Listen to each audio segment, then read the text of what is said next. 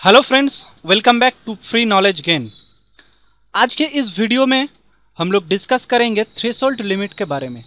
मतलब आपका टर्नओवर एक फिनेंशियल ईयर में कितना होने से आपको जीएसटी में रजिस्टर कराना मैंडेटरी है या नहीं है।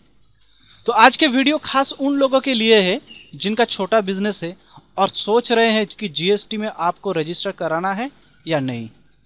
तो चलिए शुरू करते हैं आज के ये tutorial.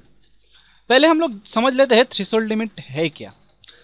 The dealer with an aggregate turnover, that means all taxable supplies, exempt supplies, exports of goods or services or both and interstate supplies in a financial year up to rupees 20 lakh or rupees 10 lakh for special category states that are Arunachal Pradesh, Assam, Jammu and Kashmir, Manipur, Meghalaya, Mizoram, Nagaland, Sikkim, Tripura, Himachal Pradesh and Uttarakhand would be exempt from tax।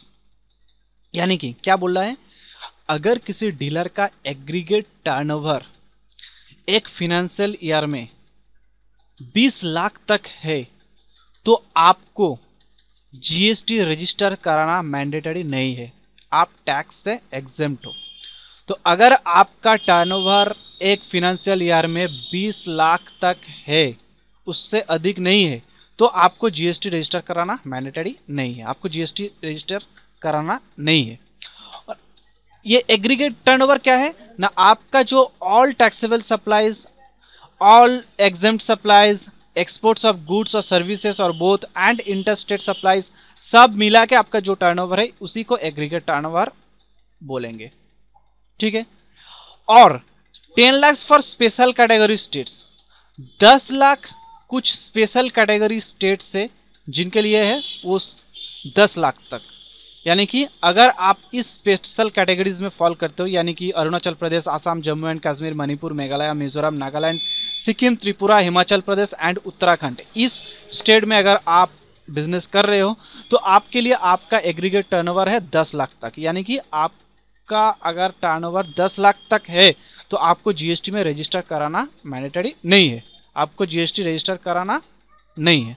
लेकिन जैसे ही आपका turnover 10 lakh से ऊपर चला जाएगा तब आपको GST में रजिस्टर कराना है, ठीक है।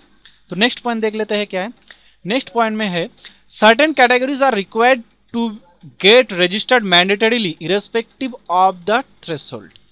यानी कि कुछ ऐसी कैटेगरीज है, अगर उस कैटेगरी में आप अगर फॉल करते हो तो आपको जीएसटी रजिस्टर कराना मैंडेटरी है, चाहे वो आपका थ्रेशोल्ड लिमिट क्रॉस करे या ना करे, चाहे वो आपका थ्रेशोल्ड एग्रीगेट टर्नओवर 1 लाख हो या 20 लाख हो या 40 लाख हो, इनसे कोई फर्क नहीं है, आपको जीएसटी में रजिस्टर कराना ही है।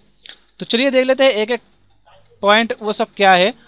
Persons making any interstate taxable supply, यानी कि जो इंटरस्टेट सप्लाई करते हैं उनके लिए जीएसटी रजिस्टर कराना मैंडेटरी है, ठीक है। नॉन रेसिडेंट टैक्सेबल पर्सन, जो नॉन रेसिडेंट टैक्सेबल पर्सन है उनके लिए भी जीएसटी रजिस्टर कराना मैंडेटरी है। नेक्स्ट है persons who are required to pay reverse charge, अगर आप के ऊपर जिम्मेदारी है कि आप रिवर्स चार्ज काटे तो आपको भी जीएसटी रजिस्टर कराना मैंडेटरी है।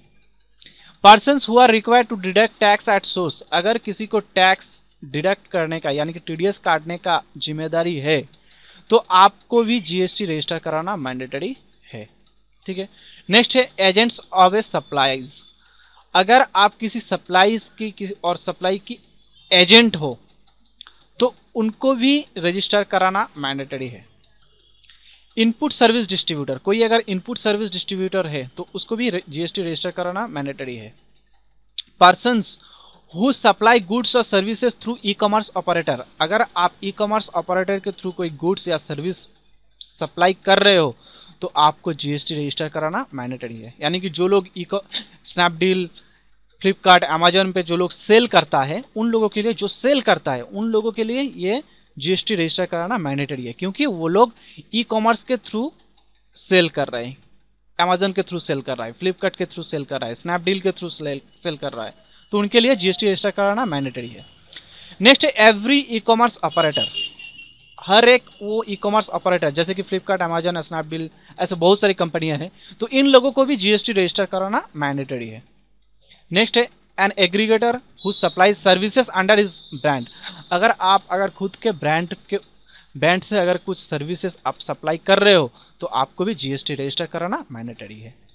यानी कि टोटल कंसेप्ट में हम लोग क्या सीखा कि अगर ये कैटेगरी किसी के ऊपर फॉल करता है, ये कैटेगरीज, तो आपका थ्रेशोल्ड लिमिट का कोई लागू नहीं, यानी कि थ्रेशोल्ड लिमिट कोई काम का नहीं है, चाहे आपका वो एग्रीगेट टर्नओवर कितना भी हो, ठीक है, चाहे 1 रुपया चाहे 1 करोड़, क्योंकि आपको ये जीएसटी रजिस्टर कराना मैंडेटरी है अगर आप इस कैटेगरीज में फॉल करते हो। तो अगर आप इस कैटेगरीज में नहीं फॉल करते हो तो आपके लिए है, नॉर्मल के लिए है 20 लाख तक, और कुछ स्पेशल कैटेगरीज स्टेट हैं उनके लिए है 10 लाख तक। तो दोस्तों आज का डिस्कशन यहीं तक। नेक्स्ट वीडियो में आपको बताऊंगा कंपोजिशन स्कीम के बारे में। नेक्स्ट वीडियो भी रहेगा छोटे बिजनेस के लिए, ठीक है। आपका ये वीडियो अगर पसंद आया हो तो लाइक, शेयर एंड कमेंट करते रहिए, और हाँ, इस चैनल को सब्सक्राइब करना मत भूलिएगा, क्योंकि नॉलेज के रिगार्डिंग वीडियो मैं इस चैनल में अपलोड करते रहूँगा। तो इसके नोटिफिकेशन पाने के लिए सब्सक्राइब बटन पे क्लिक करके बेल आइकन में दोबारा क्लिक कीजिए। तो keep smiling, keep learning and keep growing.